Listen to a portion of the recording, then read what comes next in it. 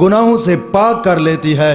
انسان کا جسم جب گناہوں کے سمندر میں ڈوبا ہوا ہوتا ہے اور گناہوں کی کیچڑ اس کے جسم کے اوپر لبی ہوئی ہوتی ہے، تو اس وقت جب انسان نماز پڑھتا ہے تو اللہ رب العزت اس گناہوں کے کیچڑ سے اس کے جسم کو پاک فرما دیتا ہے۔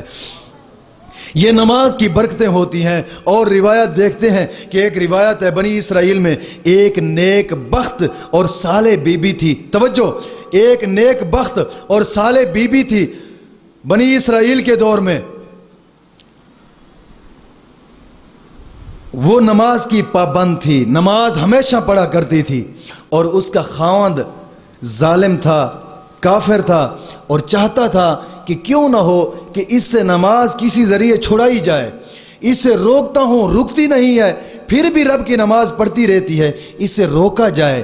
وہ پہلے تو بڑا ٹیل کرتا رہا کہ اس سے ہمیشہ نماز سے روکا جائے، نماز اس کو نہ پڑھنے دی جائے، مگر بی بی اپنے رب کے اوپر بھروسہ کر کے اس کے ظلم کا مقابلہ کرتی رہی، مگر نماز پڑھتی رہی، نماز کو اس نے نہ چھوڑا۔ مگر شوہر چونکہ ظالم تھا، کافر تھا، اس نے ایک تجویز سوچی، کیوں نہ ہو کہ اس تجویز سے اس کے اوپر ایک الزام قائد کر کے پھر اس کو مارا جائے، اور مار مار کر جب تک یہ نماز سے رکے نہیں، اسے چھوڑا نہ جائے۔ اس نے تجویز کیا سوچی کہ اس نے ایسا کیا کہ کچھ مال، کچھ سونا اس عورت کو دیا، سونے کی ٹکیاں دی اس عورت کو، اپنی بیوی کو، کہ اس کو گھر میں جا کر رکھ لے۔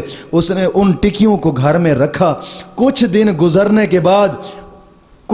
گزرنے کے بعد جب دیکھا تو اس کی بیوی نماز میں مشغول تھی، اس نے ان ٹکیوں کو اٹھا کر گیا دریا میں پھینک دیا۔ ایک مچھلی تھی دریا کے اندر، جیسے ہی اس نے سونے کی ٹکیوں کو دریا میں پھینکا، اس مچھلی نے ان کو کھا لیا۔ وہ سونے کی ٹکیاں مچھلی کے پیٹ میں چلی گئیں۔ اب وہ شخص آیا، یہی سوچتا ہے کہ اب تو دریا میں چلی گئی ہیں، ایک ایسا الزام قائم کر دوں گا کہ اس کو مار مار کر اب اس فرض سے روک لوں گا۔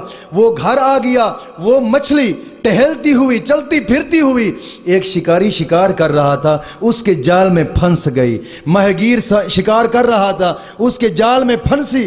اس ماہی گیر نے اس مچھلی کو پکڑا، اور بھی ان کے ساتھ اور بھی مچھلیاں تھیں، پکڑ کر لایا بازار میں، اور پھر بازار میں بیچتا رہا۔ بیچتا اور مچھلیوں کو اٹھایا، چل پھر رہا تھا گلیوں میں مچھلیاں بیچنے کے لیے۔ جب اس کے گھر کے سامنے گزرنے لگا، اس نے آواز دی تو وہ عورت گھر کے باہر نکلی۔ اس نے کہا کہ ہم نے مچھلی خریدنی ہے۔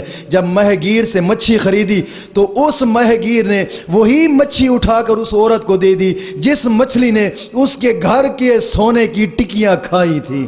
یہ قدرت کا ایک ایسا نظام تھا۔ جب اللہ، ظاہری بات ہے، جو بندہ رب کی بارگاہ میں جھکتا ہے تو مولا کریم ہمیشہ اپنی رحمت کے دروازے اس کی طرف متوجہ کر دیتا ہے۔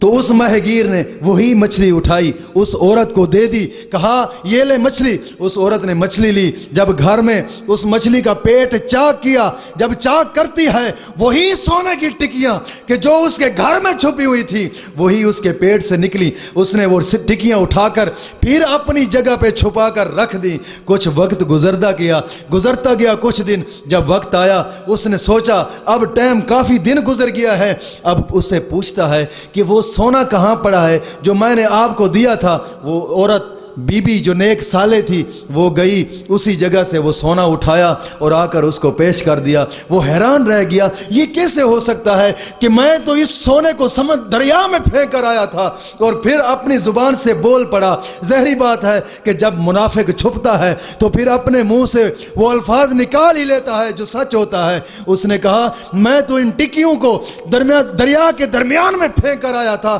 یہ واپس یہاں پہ کیسے آ گئی؟ تو اس نے ایسے کرشمہ سے سبق نہ لیا، مگر الٹا پھر بزد ہو گیا۔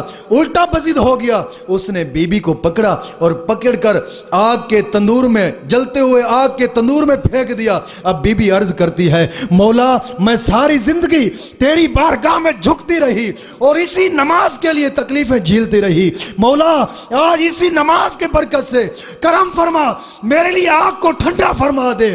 آواز آئی، بی بی یہ جو نماز پڑھتی رہی یہ دنیا کی آگ ہے، ہم تیرے لیے یہ بھی ٹھنڈی کر دیتے ہیں، جہنم کی آگ بھی تیرے لیے ٹھنڈی کر دیں گے۔